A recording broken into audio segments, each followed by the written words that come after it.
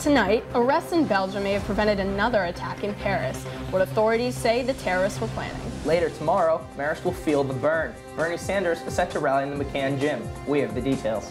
Plus, this week saw the release of what are being called the most controversial leaked documents in history. Stay tuned.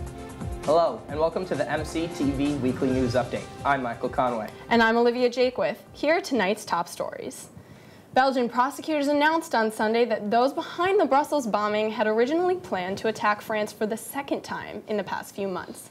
Prosecutors also revealed that the attackers targeted Brussels after investigators made multiple arrests of key people and had closed in on them. It has also been revealed that some of the Paris attackers lived in Belgium, including Salah Abdeslam and Mohamed Abrini. Abrini was arrested on Friday after admitting to have been involved with the Brussels bombing. Marist students woke up to quite the announcement this morning. Tomorrow, April 12th, presidential hopeful Bernie Sanders will hold a rally at Marist College in the McCann gym. The evening will begin at 7 p.m. with doors opening at 4 p.m. and will be open to the public. According to Marist head of security, John Gildard, security will be extremely tight. The rally comes just days before the New York State primary. The investigation into those responsible with the attacks on Belgium has been ongoing all weekend. CNN's Fred Plankton has the latest. Certainly a lot of major developments here in Belgium since the arrest of Mohamed Abrini. The federal prosecutor coming out earlier today and telling CNN that it was especially when Mohamed Abrini was confronted with facial recognition results that he then said that yes, it was indeed him who was on that picture, the third person, the so-called man in the hat caught on that CCTV video inside the Brussels airport shortly before those attacks were conducted. Now, apparently, Abrini went even further, and he told the investigators that the exact route that he took away from the Brussels airport towards the city center of Brussels after leaving the airport. He said at some point along the way he dumped his jacket, and he said that in the end a hat that he'd been wearing to conceal his identity, that he sold that hat. The other major development that also happened here on Saturday was that the investigators say that they've now positively identified Osama Krayem as being the second person inside the Malbec metro station when it was blown up by a suicide bomber. Now, in spite of the results that the investigators are getting, they say they realize that potentially this is not the end of it. They fear that there could still be people out there who perhaps provided logistical or other support to this terror network. There was a major raid that took place in the Etterbeek district of Brussels on Saturday. There, the police say they didn't discover any sort of weapons or explosives, but they do say one of the apartments they raided was potentially used by these terror suspects as a safe house. Fred Plankton, CNN, Brussels, Belgium. After nearly 2 years of investigation by over 400 journalists across the world, the largest data leak in history has been published. Dubbed the Panama Papers, over 11 million documents have been implicated. Numerous celebrities, pro athletes, legal firms, and banks, politicians, and heads of state around the world in their financial conduct. The papers show that in nations like Panama, wealthy individuals extort tax loopholes and use fake companies to shield their assets from investigation or taxing. Much of the offshore money has been linked to various drug cartels, international criminals, and mafia groups. The documents show major banks and legal firms secretly manage the estates in these tax havens. Many of the individuals implicated are heads of state in Europe and the Middle East.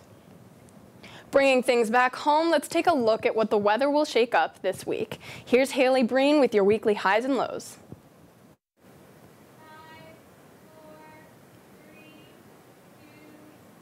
2. Hi, I'm Haley Breen, and welcome to this week's Highs and Lows report.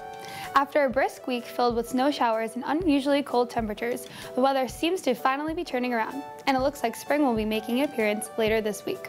As the storm moves north of our region, milder air will be drawn into New York and New England, resulting in an influx of rain Monday into Tuesday. As for the local weather here in Poughkeepsie, today we had some scattered showers with a high of 55 degrees. The average temperature for this time of year is around 58 degrees, and the record temperature for today was 83 degrees in 2011, a big jump from the weather we've been having lately. The sun rose at 6:23 this morning and set at 7:32 this evening.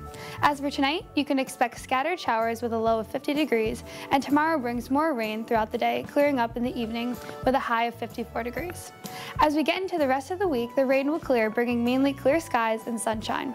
Wednesday's high will be 59 degrees with a low of 35, and Thursday will bring sunny skies with a high of 61 degrees and a low of 36. The weekend will be filled with sunny skies and temperatures starting in the 60s and making their way into the 70s by Sunday. If you ask me, this week will provide prime Marist beach weather. That's all we have for this week's Highs and Lows Report. I'm Haley Breen. The race to be the next president has become even more unpredictable. For the Republicans, no candidate has seemed to be able to secure a majority of bound delegates. And we may first see the contested convention since 1976. Meanwhile, the Democratic race becomes closer and closer after a 7-state streak for Sanders builds momentum towards the crucial New York primary. The primary will take place on April 19th. In recent political news, the new hot-button issue is the rights of people who identify as transgender and their call for gender-neutral bathrooms. The current mayoral race in Houston, Texas has drawn a lot of attention to the issue as it remains a focal point of the campaign. The issue recently gained some attention when the state of North Carolina barred transgender people from entering a restroom that belonged to a gender that they are not biologically aligned with. Even singer Bruce Springsteen called off a North Carolina concert in protest of this law. Amidst a ton of political controversy this week, let's talk about one thing that truly brings everyone together: sports. Here's Ben Hayes with your weekly sports update.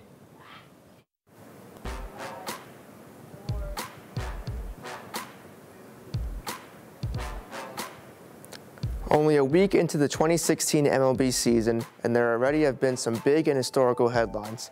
Starting with the New York teams, there's not much to talk about with the Yankees because they got postponed last night due to the weather.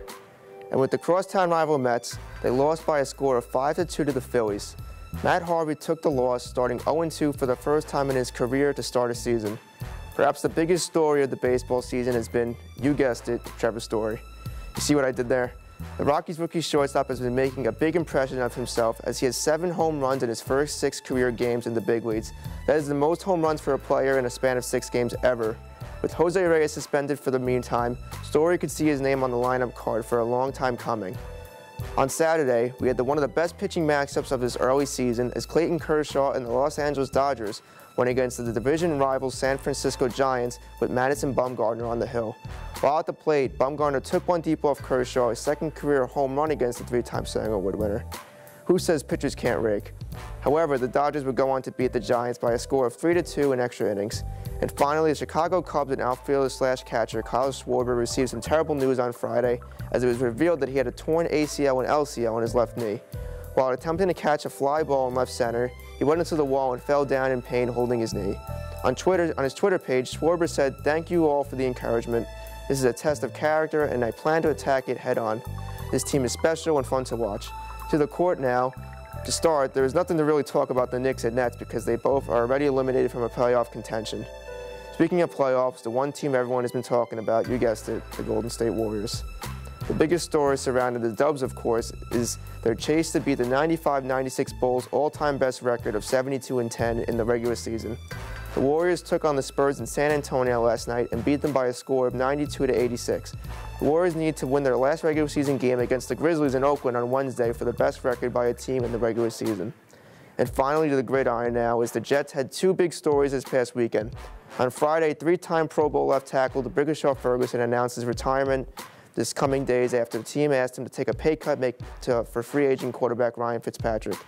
Whether these 2 stories connect, I'm not sure, but Ferguson will be known as a durable player who only missed 1 snap in his 10-year career. To replace him, the Jets made a trade late Saturday night when they traded a 5th-round pick for the injury-prone former Broncos left tackle Ryan Clady and a 7th-round pick. While the deal is certainly a risk, as Clady missed all of last season with a torn ACL, it could be a great deal for the Jets if he stays healthy. Lastly, it was reported and confirmed on Sunday morning that former Saints defensive end Will Smith passed away after an altercation with a man and his Hummer hit the rear end of Smith's Mercedes. After both exchanged words outside their car, the suspect shot Smith multiple times and shot his wife twice in the leg. Many former teammates were vocal on social media about how great of a player and teammate he truly was. Rest in peace, Will. That's all I have today. I'm John Butensky. Thanks, and back to you, Olivia and Mike at the news desk. A new technique using magnetic pulses targeted to specific areas of the brain could be used to treat the notoriously difficult disease of anorexia, according to King's College London. The non-invasive treatment, known as RTMS, releases pulses to the region of the brain associated with self-regulation. In the college's case study, participants battling anorexia experienced reduced symptoms, including the urge to restrict eating, feeling full, and feeling fat. Similar treatments for depression have already been approved by the FDA, though studies on their effectiveness for that disease have been mixed. For now, researchers will continue to test whether repeated sessions will be successful in treating patients long-term. NASA's $600 million telescope has been causing some grave concern this week as scientists are trying to figure out why it's malfunctioning. The Kepler telescope, a camera 75 million miles away from Earth, is sending a distress signal and burning through fuel fast. The telescope was sent out to find other hospitable planets, but its distance from Earth makes communication impossibly difficult. Communication to and from the telescope takes about 13 minutes and has engineers on Earth scrambling for solutions. When we return, new technology will tell if your phone was the culprit for clumsy driving. Plus, a man broke into a Five Guys in the middle of a night, but it's not what you'd expect. We'll be right back.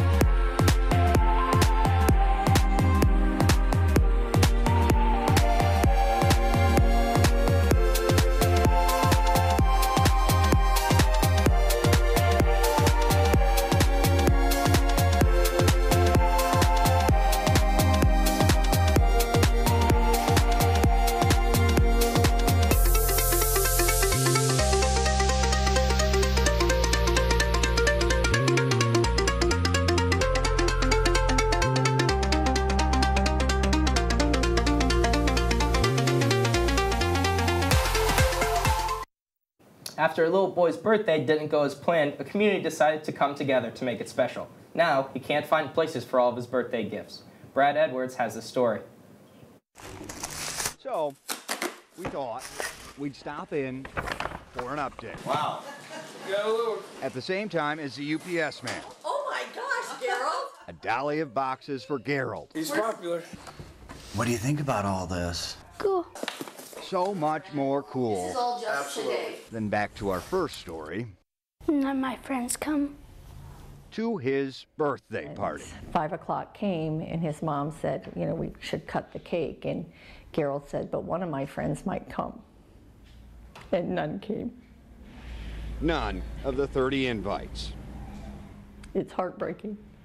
He's just a kid who wants friends to play with. So One Grandma person went on might show Facebook. up. So it is my mission to have as many cards as I can mailed to my little guy. Shared to date 3,500 times. Remarkable and almost overwhelming. Bonnie is the administrative assistant at the office where they're marshaling the gifts. Our mail lady has been overwhelmed. I need a full-time assistant to help me with all the gifts.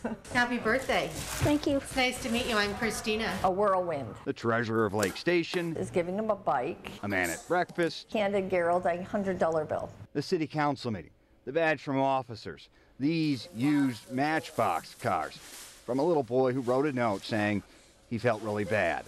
And this man from Munster gave him personal woodworking and said everything in a handshake.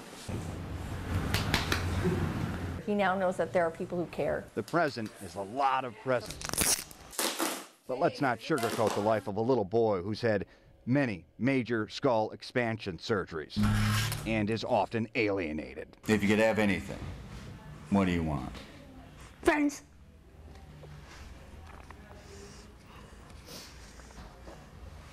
Yeah.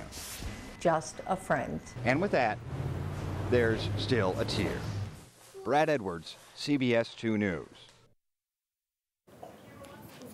Have you ever seen an abstract piece of modern art so ugly that you had an over-the-top reaction to it?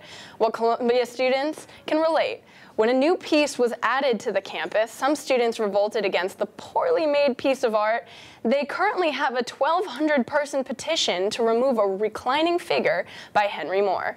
As if having a piece of your work ridiculed and protested against wasn't enough, Moore's original cast of the sculpture, which is valued at $3 million, was stolen by thieves and scrapped simply to hinder the process of bringing the sculpture to the campus. What if police had the ability to analyze cell phone usage at the scene of a car crash to determine if phone usage was to blame? Now, new legislation coming out of New York State called Evans Law might allow police to do just that.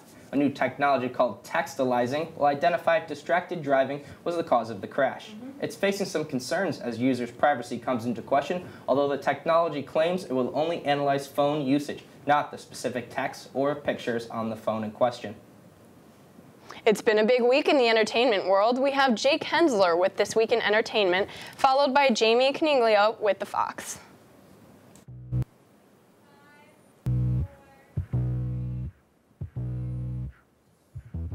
Hello again, Jake Hensler here, giving you This Week in Entertainment. Want to see something really entertaining?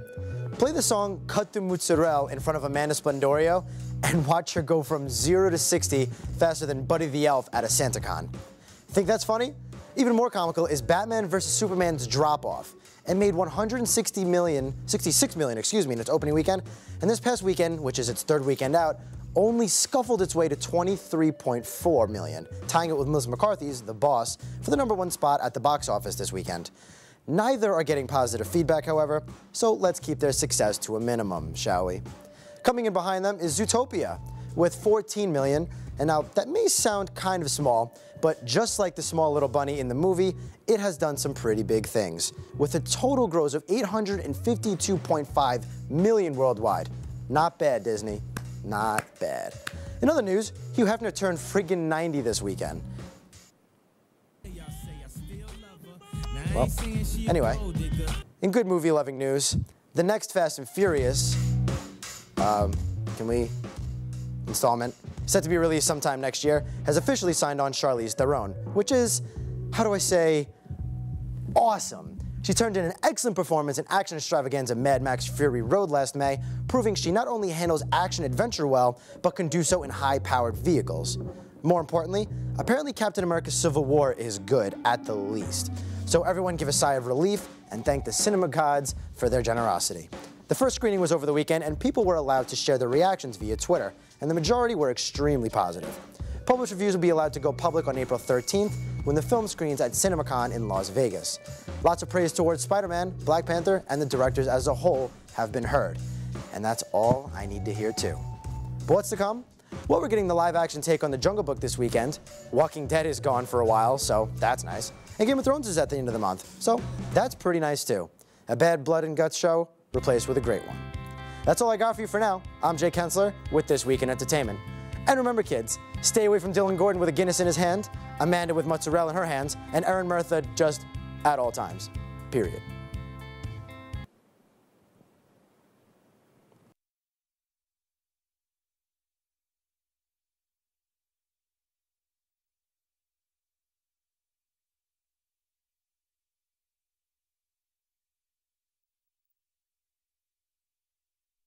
Campus was filled with Mayor's pride, happy students, and free food.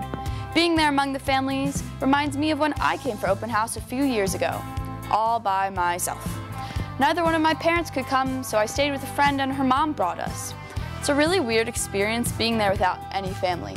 Got a lot of pity looks.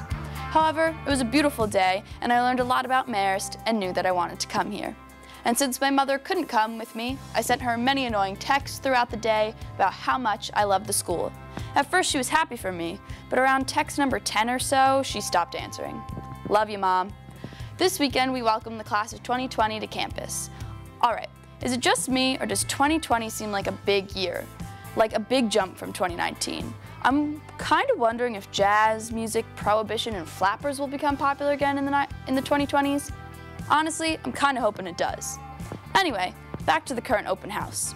There was a lot of activity happening all around campus. Sodexo pulled out all the stops. There was free food and it was pretty good.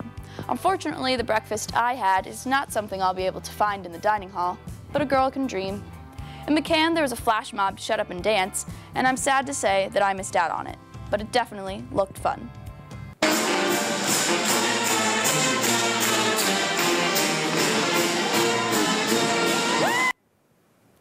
However, my favorite moment this weekend was getting a picture with the one, the only, President Dennis J. Murray.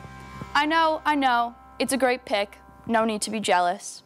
I must say, I'm very happy I got to cross that off my Mayor's bucket list before DJM retires in a month. That's it for this week's What the Fox. I'm Jamie Caniglia, back to you guys in the studio. Ever have a craving you just can't shake? What lengths would you go to satisfy that craving? In the nation's capital this weekend, a man was caught on camera breaking into a local Five Guys. His intent? To make himself a cheeseburger. Surveillance caught the man not breaking open the register or stealing supplies, but firing up the grill, grilling a burger, and grabbing a cup of soda before exiting. He did, however, steal a water bottle before leaving. As it turns out, Five Guys cravings are second only to Klondike bars. Thanks for tuning in to this week's weekly news update. I'm Olivia Jaquith. And I'm Michael Conway. See you all next week.